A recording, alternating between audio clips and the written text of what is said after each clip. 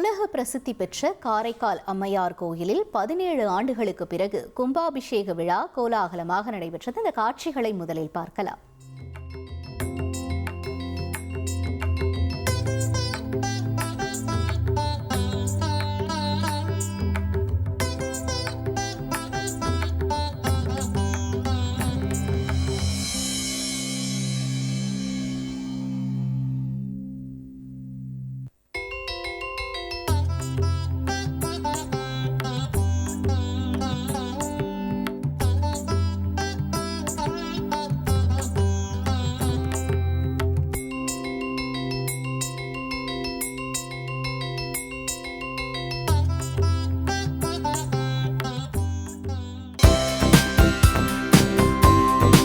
தந்தி டிவியை உங்கள் cable TV ஆபரேட்டரிடம் இலவசமாக கேட்டு பெறுங்கள்.